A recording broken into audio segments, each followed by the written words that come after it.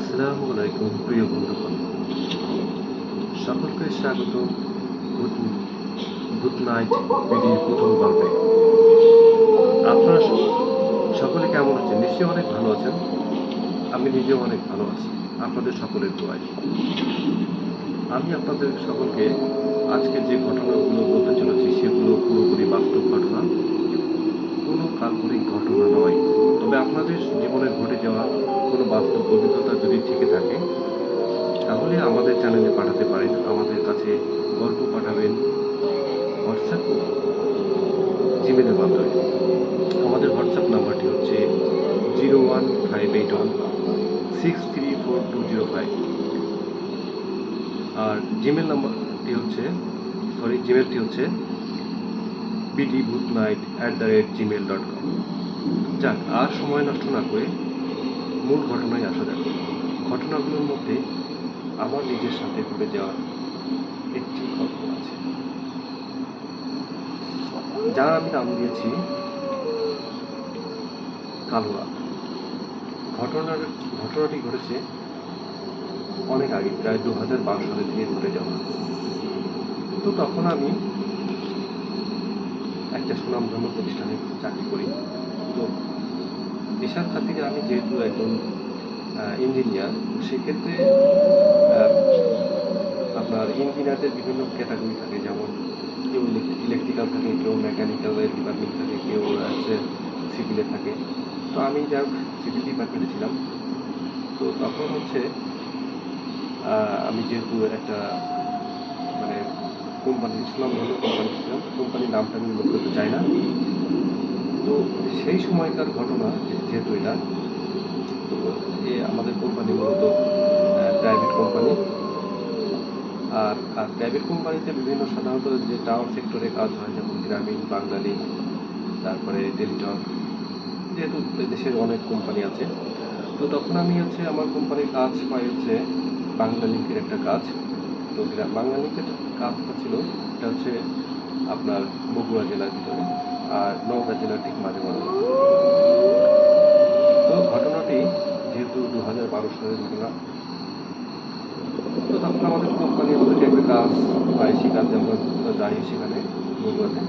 তো বগুড়াতে যাওয়ার উদ্দেশ্য সাধারণত আমি একা যাই না, আমার সাথে আমার যারা মেকানিক্স থাকে তাদেরকেও নিয়ে যেতে হয়। তো ঘটনা সূত্রে আমরা দুজন যাই, আমার মেকানিক্স আর আমি। তো আমরা যেখানে যাই সেটা হচ্ছে প্রায় এটা আপনার নওগাঁ আর বগুড়া ঠিক মাঝ বরাবর আদমদিঘি নামক একটা জায়গা আছে। যারা বগুড়া বা নওগাঁতে বসবাস করেন, তো তাদের নিশ্চয়ই চেনার কথা জায়গাটা। এবং কাহালু নাকি একটা নাম গ্রাম আছে, সেখানে আপনার প্রতি বছর কি বলা যায়, শীতের সময় নাকি হচ্ছে শীতের যে শালগুলা সেগুলো কিন্তু বিক্রি হয়। এছাড়াও অন্য আরও অনেক পোশাক আশাক সেখানে বিক্রি হয়, একটা মেলাও বসে সেখানে। তো যাই হোক, আমরা সেখানে যাওয়ার পরে প্রথম দিন যেতে যেতে আমাদের অনেক লেট হয়ে যায়, যার কারণে ওদিনকে আমরা সন্ধ্যা করে আর কাজ করতে পারি না, যেহেতু দিনের কাজ করতে হয়। তো আমার সাথে যে ছেলেটি ছিল, ওর নাম ছিল মামুন।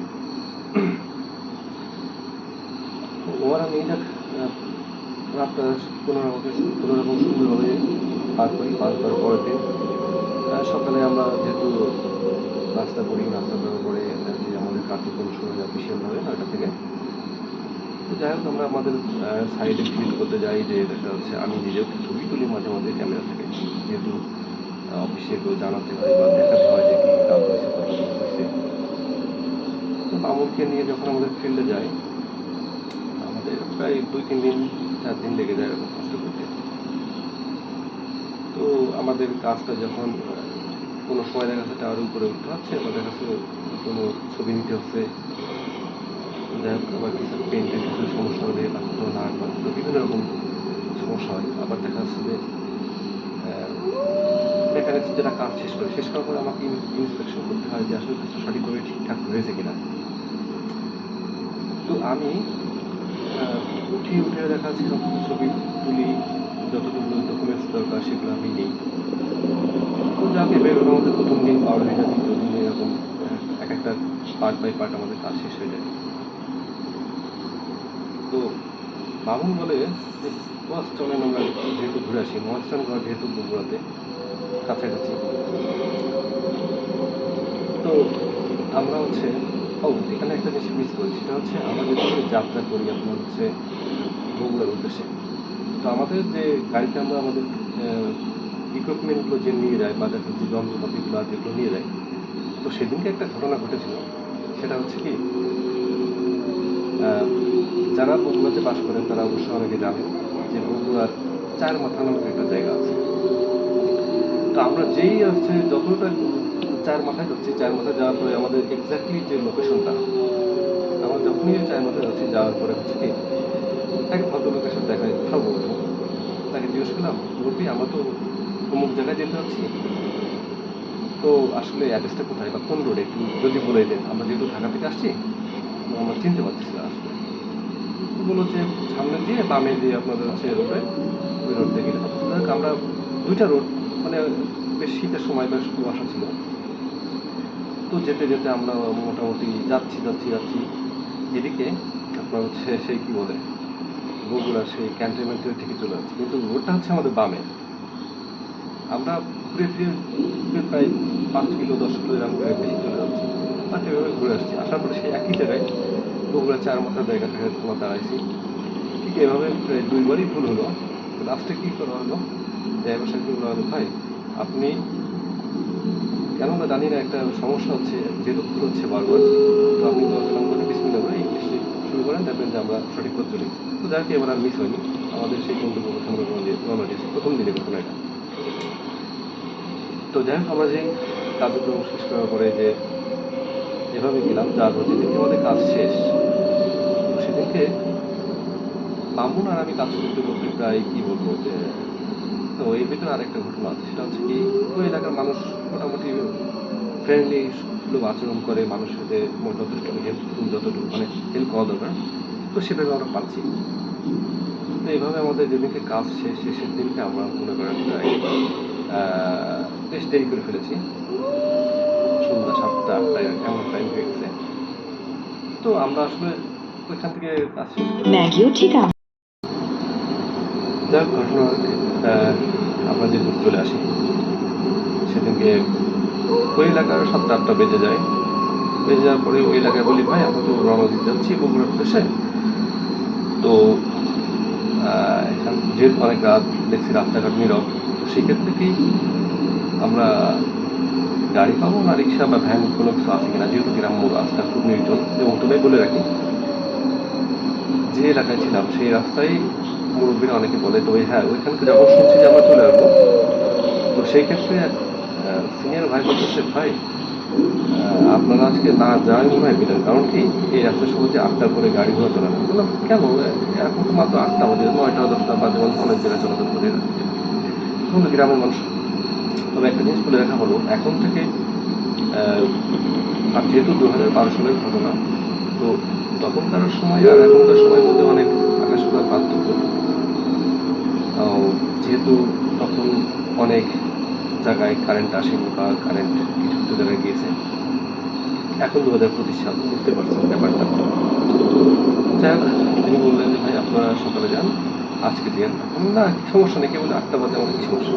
তো বললো যে কি, আমাদের এই গ্রাম থেকে রাত 8টার পরে কোনো ব্যক্তি হচ্ছে আপনার শহর দিকে যায় বা যদি মেন রোডের দিকে থাকে, তারা ওদের কাছে চলে আসে, কারণ দীর্ঘ 5-6 কিলো রাস্তা, অনেক নির্জন, আশেপাশে কোনো বাড়ি ঘর নাই, কিছু নাই।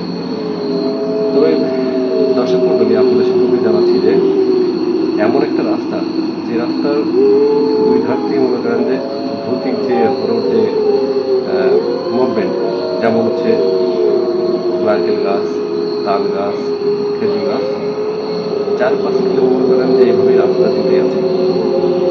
তো এইভাবে যেতে যেতে মনে করেন কোনো দুই দিকের রাস্তার দুই ধারে মনে করেন যে কি বলবো, 4-5 কিলোমিটার কোনো বাড়ি ঘরতেও নাই, আবার এইদিকে ডাইন দিকেও নাই, ডাইনি বামে কোনো দিকে নাই, সামনে পিছনে যেখানে বলি না কেন।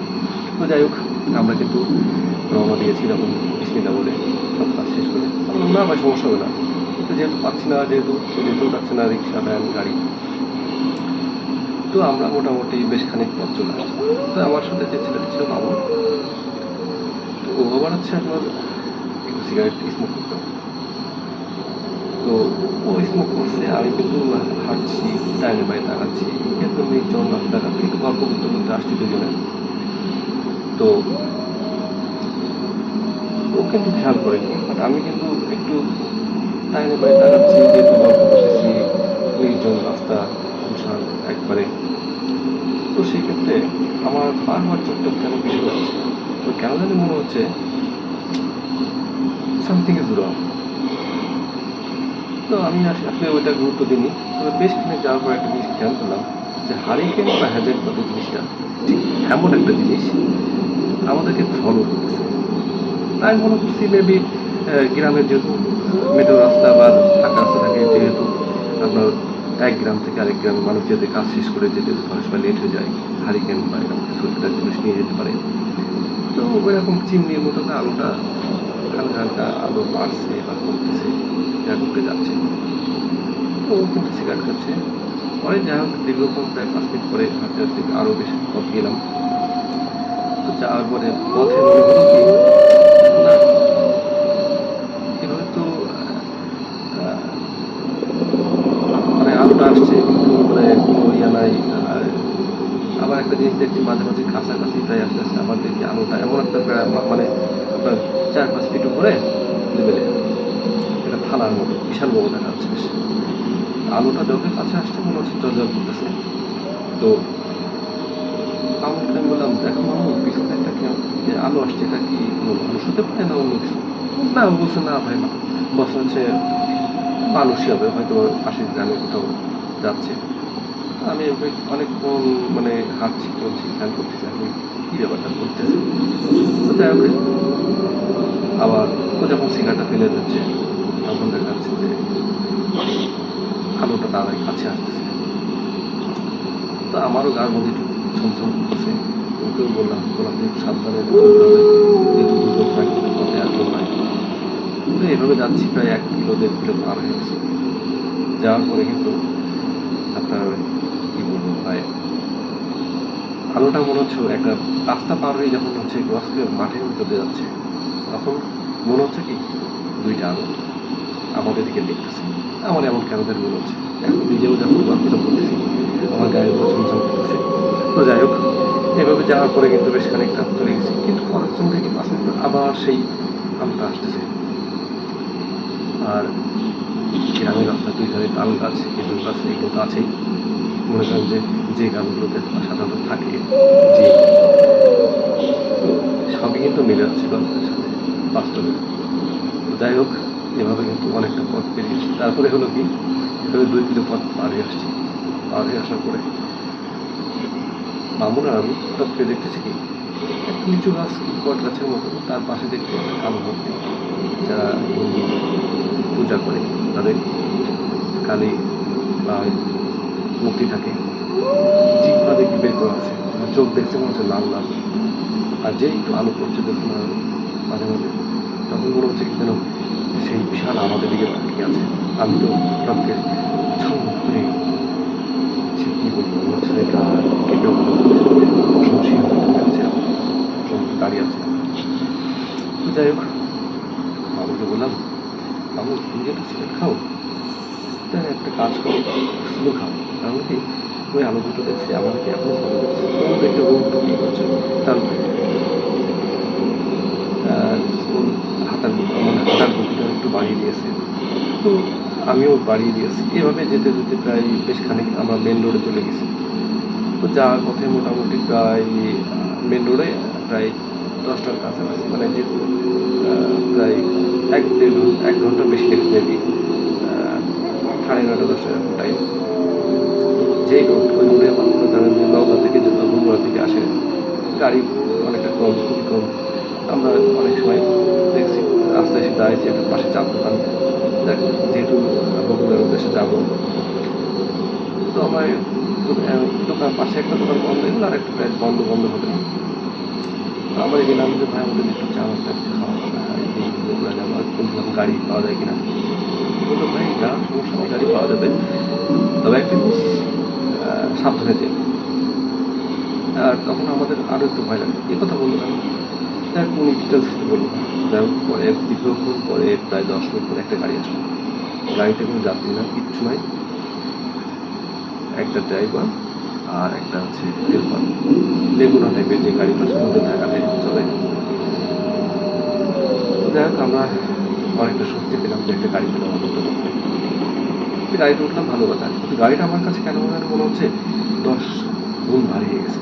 যতটুকু যাওয়ার কথা, যতটুকু 5 মিনিট বা 10 মিনিট 15 মিনিট গেলে যে একটা গাড়ি একটা মুভমেন্ট বোঝা যায় কতটুকু স্পিড আছে, আমার কাছে কেন যেন মনে হচ্ছে, আমার কাছে মনে হচ্ছে গাড়িটা কিন্তু চলছে না, হচ্ছে ভারী হয়ে গেল। আর সামনে ড্রাইভার হেল্পার একটু বসেছে, লেগুনা টেগুনা যাত্রী, ওরা গল্প করতেছে আর যাচ্ছে। এরকম আর 5 মিনিট যাওয়ার পরে দু একজনকে যাত্রী উঠলো, আবার তারা বেশ কিছু পথ নেমে গেলো। এইভাবে যাক আমরা মোটামুটি প্রায় কী বলবো, ও হ্যাঁ, এর ভিতরে আরেকটা বিষয় হচ্ছে, তখন আমাদের যে গাড়িটা প্রায় খুব 4 মাথার কাছাকাছি, তো ওখানে যে আমরা এমন একটা সেশন হয়ে গেছি যে পকেটেও যে টাকা ছিল, যে টাকা গাড়িতে যাবো বা সেভাবে আসলে টাকা নয়, বিকাশ বা নগদ ব্যাংক ওই টাইমে অনেক সময় পাওয়া যায় না। তো যাই হোক আমরা যে ওখান থেকে মোটামুটি নাস্তা টাস্তা করে নিয়ে ওইখানে যেতে বাঙালি শিখলাম, চাবি জমা দিলাম। দেন আমরা ওই রাত্রে যখন হচ্ছে ঢাকার উদ্দেশ্যে তখন বস বলে দিয়েছে যে আপনাদের কাজ শেষে চলে আসেন আর ডকুমেন্টসগুলো সাবমিট করতে হবে। তো যাই হোক আমরা আবার সেই 4 মাথায় চলে আসলাম। 4 মাথায় আসার পরে বেশ খানিক সময় দাঁড়ায় থাকলাম, 5-10 মিনিট গাড়ি পাই না। তখন ওইখানে এক ইজি বাইক ড্রাইভারকে বললাম, ভাই আমরা তো ঢাকা যাবো, আপনার গাড়ি করতে যাবো। তবে ওখানে ওদের হচ্ছে জর্জ কোর্টের বা কোথায় একটা জায়গা বলছিল, এক্স্যাক্টলি লোকেশনটা মনে নাই। তো ওইখানে যাওয়ার পরে গাড়ি নাই, কী সমস্যা, কিসে যেতে হবে? তখন একটা উপায় আছে, সেটা হচ্ছে ট্রাকে যেতে হবে। তো বললাম ঠিক আছে ভাই, সমস্যা নাই, যেহেতু আসছি। মামুনকে বললো, ভাই যেহেতু একটা বিপদ চলতেছে আমাদের, ওটা বেশ পথ চলতে সমস্যা হচ্ছে, তো রাত্রে থেকে লাভ নাই, কী হয় না হয় অনেক রাত হয়ে রাত, তখন প্রায় রাত 1টা-1:30। যাই হোক ও আবার খোঁজ নিচ্ছে যে ওদের যেহেতু মামুনদের আবার ফ্রেন্ড সার্কেলের ভিতরে আপনার হচ্ছে ওই অ্যাম্বুলেন্সের ব্যবসা আছে, তো ওরা কেউ আশেপাশে আছে কিনা বা বগুড়া বা সিরাজগঞ্জ আশেপাশে কোথাও গেছে কিনা, এদিকে আসছে কিনা দরজার দিকে। তো যাই হোক বহুতক্ষণ খোঁজ নেওয়ার পরে ও ফ্রেন্ডদের পেলো, ওরা বললো কি ওরা আসতেছে আপনার সিরাজগঞ্জের উদ্দেশ্যে একটা মুভি রাখতে যাবে। যাই হোক তখন বললাম যে একটা এদিকে হচ্ছে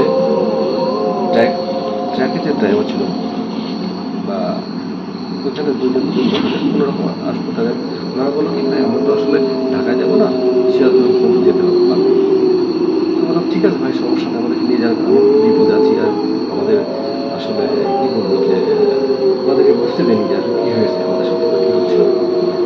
তো এইভাবে দেখা যাচ্ছে যাওয়ার পরে ওই সিরাজগঞ্জ যেতে যেতে আমরা যাচ্ছি। যাক পরে আমরা সিরাজগঞ্জ মোড়ে নামলাম, নেমে ওখান থেকে আমার সেই বাংলাদেশি ফ্রেন্ডরা আসলো, আশা করে মোটামুটি কী বলবো, ওরা আশা করে আমরা মানে যে একটা হোটেলে যে ফ্রেশ হলাম, ফ্রেশে ওদেরকে বললাম ভাই আমাদের এই অবস্থা, এই অবস্থার মধ্যে আমরা আসছি, আল্লাহ আমাদেরকে বাঁচাইছে, দোয়া করবো তো ঢাকার সঙ্গে। তো যাই হোক অ্যাম্বুলেন্সে ওরা 2জন ছিল, আমরাও 2জন ছিলাম, 4জন। আল্লাহর মধ্যে ভোর 6টার দিকে আসলাম আর সুন্দরভাবে ঢাকা পৌঁছালাম। তো এই হচ্ছে আমার জীবনের ঘটে যাওয়ার একটা ঘটনা। আর আরেকটি ঘটনা আমি কালেক্ট করেছি, সেটা হচ্ছে নাম প্রকাশে অনিচ্ছুক। যশোরে রিসেন্টলি 2025 সালের এই যে চলতি মে মাস গেল, মে মাসের ঘটনা, এই বাস্তব ঘটনা। এটা হচ্ছে বাবু দারোয়ান, তিনি পেশায় একজন দারোয়ান। উনি যেহেতু দারোয়ান নাইট ডিউটি করেন, তো উনি সেক্ষেত্রে কনস্ট্রাকশন কাজের হোক আর আপনার হচ্ছে সেই কী বলে বিভিন্ন বাসা বাড়িতে হোক, যেখানে ওনার হচ্ছে প্রজেক্টে ডিউটি করেন। তো যাই হোক উনি যে প্রজেক্টে চাকরি করতেন সেখানে রাত্রে ওনার ডিউটি হতো, দিনে দেখা যাচ্ছে ওনাদের কাজ করতো না, বাড়িতে থাকতো। তা উনি নতুন একটা প্রজেক্টে ওনার ডিউটি করে, তো ওইখানকার পরিবেশটা উনি যেহেতু নতুন জানে না, ঘটনার সূত্রে জানা যায় যে ওই যে এলাকা থাকে যেটুকু আছে শুনশান এলাকা, ওখানে খুব আশেপাশে বাড়ি ঘর খুবই কম। তিনি যেহেতু ডিউটি করে দাঁড়ো আর উনি হচ্ছে স্মোক করে, এটা ওনাকে পাশে দু একজন বলছে, ভাই আপনি বাইরে রুমের বাইরে মানে যেখানে আপনার ডিউটিটা বাইরে থেকে বেশি দূরে যেন না। কেন এখানে একটু প্রবলেম আছে, যেহেতু বিভিন্ন মানুষ ভয় পায় বা জিনের আচরণ করে একটা মহিলা আসে সাদা পোশাকে, উনি হচ্ছে সাদা পোশাকে পরে থাকেন এবং দীর্ঘ প্রায় 7-8 ফিট লম্বা হয়ে থাকে, মানুষ ওনাকে দেখলে ভয় পায়, এই আপনি যেয়ে না, ঠিক আছে। যাই হোক উনি ওনার রক্ষা করেন, যেহেতু উনি সুঠাম দেহে, মোটামুটি বয়সটা মোটামুটি 50 বছর হলো। তো যাই হোক উনি আসলে ওটাকে তেমন একটা করে না। তো ঘটনার ক্রমে তিনি হচ্ছে প্রায় এভাবে 2-1 দিন গেল, যাওয়ার পরে হঠাৎ করে ওনারই সামনে দূরে একটু বেশ 10-15 ফিট দূরে হঠাৎ করে একটা সাদা পোশাক একজন মহিলা, তারপরে বলছে, এই তুই কে, এত রাতে এখানে কি করিস? তখন উনি সাদা ছায়াটা তাকে কোনো কিছু বলে না। উনিও বুঝতে পারেন যে আসলে মনে করছে আশেপাশে বাড়ি কেউ হবে হয়তো বা এখানে আসছে। তখন বলছে, তুই আর এই এলাকায় থাকবি না। তো ওনাকে অলরেডি সেই জিন মহিলা জিন আপনার তাকে হচ্ছে সাবধান করে, তাও তিনি জানেন। তো পরের দিন এভাবে 2-1 দিন যাওয়ার পরে পরের দিন শোনা গেল কি তিনি যেখানে ছিলেন তার পাশে একটা ছিল, তাকে উল্টো করে পা উপরের দিকে মাথা নিচুর দিকে করে পুঁতে রাখে। যাই হোক কোনো ক্রমে পাশ থেকেও এক ভদ্রলোক যাচ্ছে, তিনি এটা দেখতে পারেন। আশেপাশে চেঁচামেচি করে লোকজন ডেকে নিয়ে আসেন, ডেকে নিয়ে আসার পরে তাকে উঠায়, উঠানোর পরে তাকে হসপিটালে নেয়। হসপিটালে প্রায় 4-5 দিন থাকেন। তো সেই বাবু কারণ হচ্ছে বাড়িতে আসে কিন্তু পরক্ষণে তার 1 সপ্তাহ পরে জ্বর থাকে, কিন্তু জ্বর কমে না। তাবিজ বিভিন্ন রকম জুতো দেখানো মানে দিয়া শরীর ছাড়া করে, কিন্তু কাজ হয় না। জ্বর কমেই রাত হতে পারে, কিন্তু একটু কমে, তো হঠাৎ করে তাদের থেকে মারা যায়। তো আমার কাছে ছিল এটাই ঘটনা। তো যাই হোক বন্ধুগণ সকলে আমাদেরকে সময় দেওয়ার জন্য ধন্যবাদ। তো আজকের মতো এই ঘটনাগুলো শেষ করলাম। আর আপনাদের জীবনে বাস্তব ঘটনা যদি থেকে থাকে, যদি আপনারা দিতে ইচ্ছুক থাকেন, তাহলে অবশ্যই আমাদের হোয়াটসঅ্যাপ ও জিমেল নম্বরে অবশ্যই পাঠাবেন। আপনাদের সুবিধার্থে আমি হোয়াটসঅ্যাপ নাম্বারটা আরেকবার বলছি, 01581634205। জিমেলটি হচ্ছে bdbhootnight@gmail.com। তো সকলকে ধন্যবাদ। আজকের মতো এই ঘটনা শেষ করছি। আসসালামু আলাইকুম, গুড নাইট।